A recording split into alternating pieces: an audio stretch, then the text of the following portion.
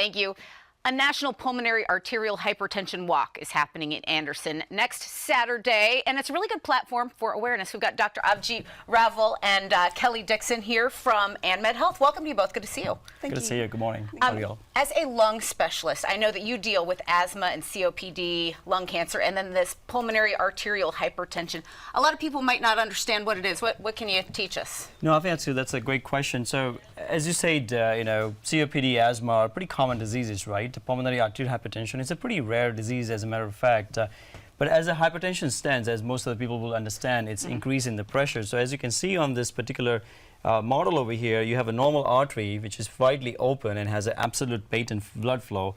It gets stiffened, it gets harder, so the blood flow gets more restricted. And as the disease progresses, the artery even gets more and more harder. So there is increase in the blood flow requirement, there is increase in the strain onto the right chamber of the heart, which would then allude to a lot of symptoms. Most common symptom that people have is difficulty in breathing on exertion. So you say, you should ask questions when you feel those symptoms. Don't just let them go. You talk about the importance of changing behaviors as well, stopping smoking. You want people to get screened for lung cancer because this technology's really come a long way. I think absolutely correct. So I think the lifestyle changes are something that we recommend to our patients all the time, and I think that's critically important. It comes down to exercise, appropriate diet, salt intake. You correctly mentioned about importance of the smoking cessation, which is, I think, critically important because it affects a lot of different disease entities. You talk about COPD, lung diseases, heart diseases, and also it includes the pulmonary arterial hypertension as well. You pointed out about the not ignoring the symptoms. So.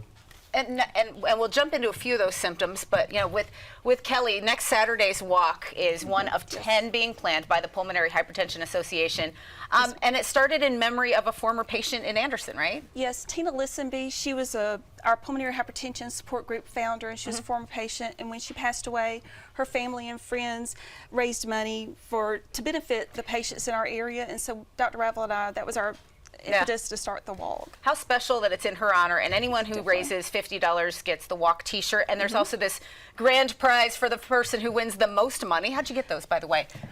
Totally just went on the lottery, was able to get on the Savannah Bananas lottery, so we're super excited to be able to offer those tickets to whoever is registered, raises the most money, and is present to win the tickets. And I also have a parking pass for them. Excellent. Well, we want to put the information on screen. We will, about the event, because people can still get involved. But, while we've got this education piece, you talk about shortness of breath. What are the other symptoms that we shouldn't ignore and at least be asking about? Yeah, no, I think the shortness of breath is one of the commonest one. When people can't climb the stairs, that they're able to do it for years, that's very common. But a lot of times it's fatigue, cough, chest discomfort, chest pain could be one of them. By the time people could have passing out spell, or they are not able to maintain their consciousness, that's a pretty late symptom. But by far the most, about 80% of the people will have difficulty in breathing on exercise. Well, we walk to raise the money, to raise awareness, and anything else. We'll put the information on screen. But just about the scene there, I imagine when people are involved in this event, it's just a great sense of community, people sharing. Talk about that. Yes, well, we have our patients come out. We have people who are on staff. She's one of the patients, not our patient, but she's from Asheville, North Carolina. We want everyone to be able to be involved. So this year we are having our pom-poms, so that way people can cheer other walkers on. And we're also doing a tent with pulmonary rehab chair exercises. So that way, if they're not able to walk, or they can only walk a short distance, that's okay too. We just want them to know they can come out and be involved. Very good. And the area where we're walking, kind of a scenic and lovely place too. It's the walking track at AnMed North Campus, and we'll be at the front of the building is where everyone will register and to come to the walk by 9, and then the walk starts at 10.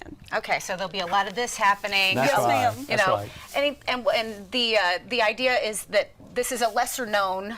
This is lesser known, but it's a lesser known disease. Yes, exactly. And I think we're kind of increasing the awareness amongst the community, not just the general population, but also amongst medical providers and things like that as well. Because it's rare, but it's not rarest, and it's obviously very progressive disease. So more people know about it in the medical community, general community is absolutely vital. And I think our walk is an effort geared in that direction.